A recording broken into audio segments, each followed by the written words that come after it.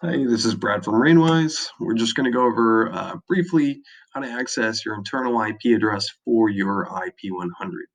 Now, there are several ways to go ahead and find this. You can go to your router and look up everything that's connected to it, and then affiliate the MAC that's on the underside of your IP100, and then locate that in your list of connected devices on your router. The easier way, um, if you've had connectivity in the past. So if it has an online, generally, because that means online standardly means that it is sending data to the actual web, sending it to the server, right? And it's also getting data from the external unit, the unit that's actually collecting all the weather data. If you see no radio signal, it's going to mean that your external weather station is not communicating with the internal device that's transmitting to the internet. And then you will see offline if it's not getting any connection to the internet, it's not able to pass through to the server. So ideally, you would only do this if it said online or if it said no radio signal. Offline means you probably need to troubleshoot a little bit further. You need to double check your cables attached to the IP100, make sure it's getting power. We'll go through that in a separate video.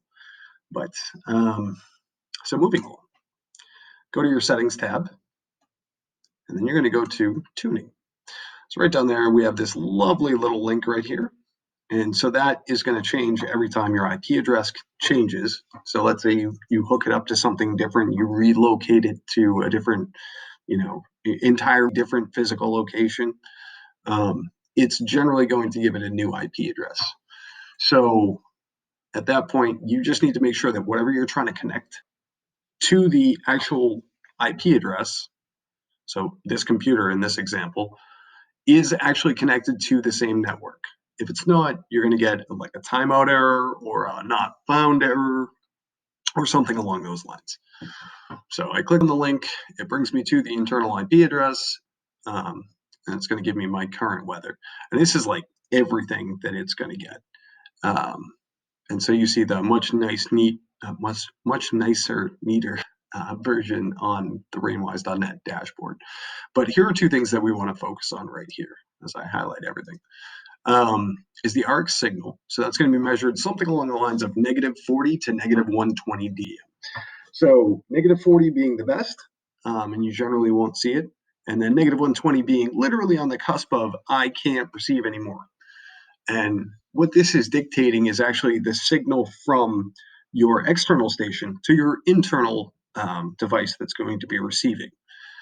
So this, as an example, is reasonably good, as it should be, because the station is like 10 feet away from me.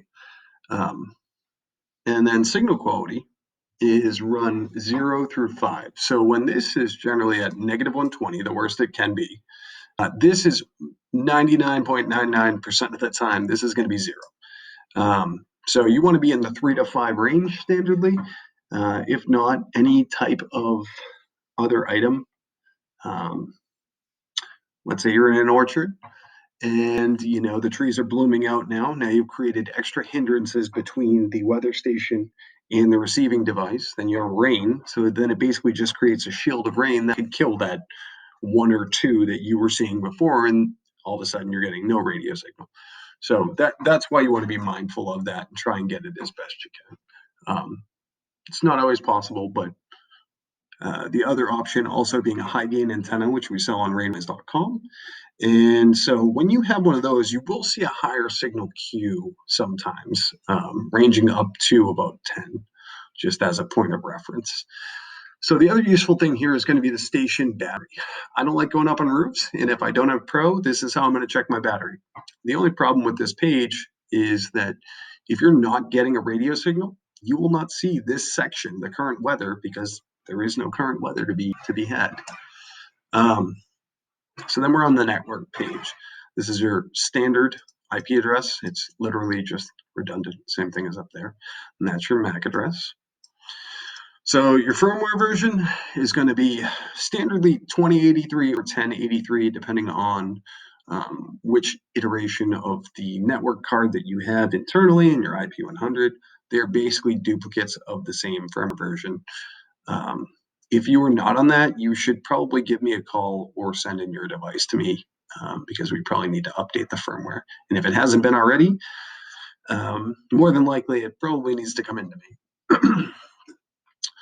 So this is the address it's sending to. This is what the last transaction was. So if you had a issue with it and it wasn't actually penetrating the, let's say your firewall or something like that, it would give you kind of some notification of that right here. One of the common ones that you'll see is DNS lookup.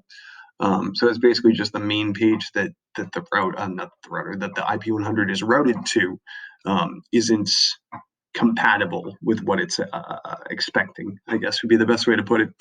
So another thing you'll see is, I do believe, timeout error, and it just means it was waiting too long for a response, usually a network issue as well.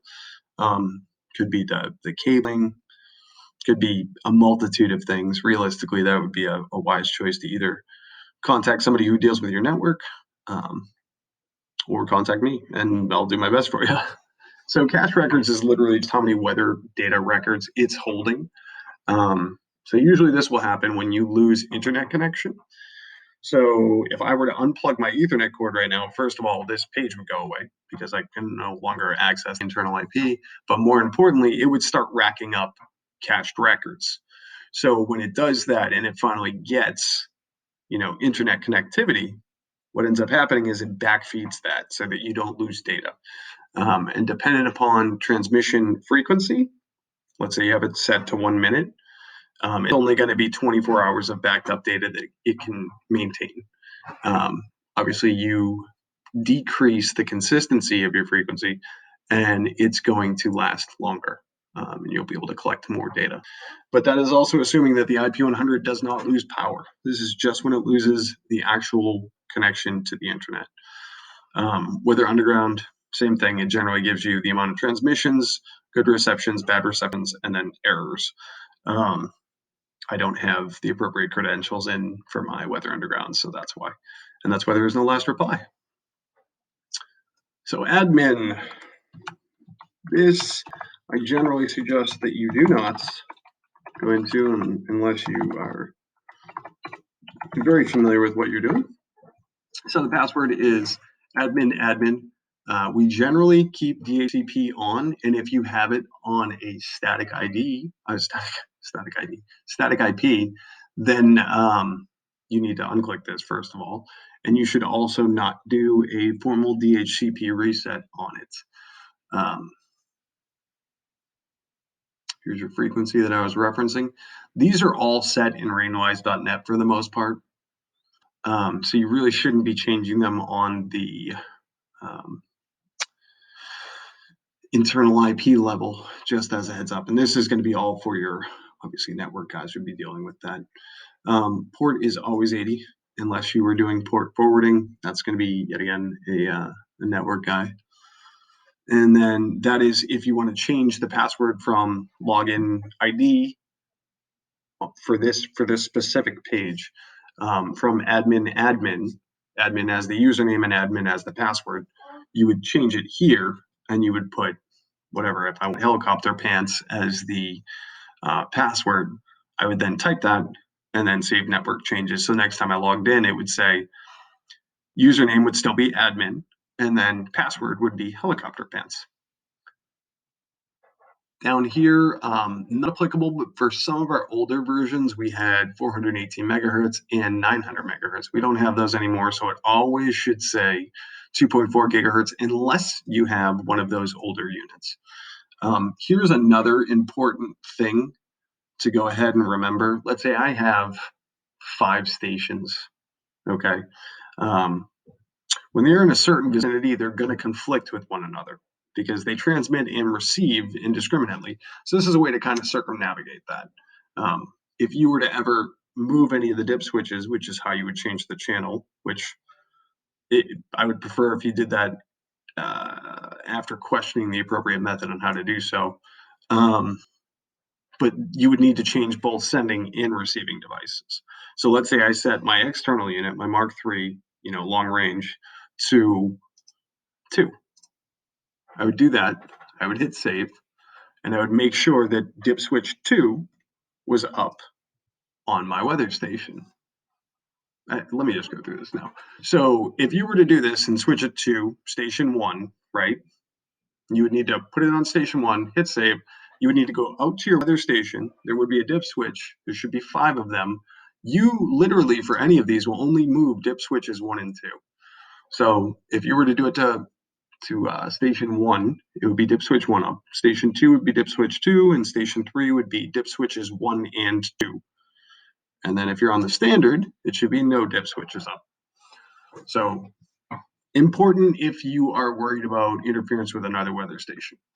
Again, additional sensors. This is only really done in rainwise.net, and then it will add that, like it will send that response to the IP100, basically, is what happens. Same thing with this. If you have any questions, give me a shout. I am more than happy to answer. Leave something in the comments. Enjoy.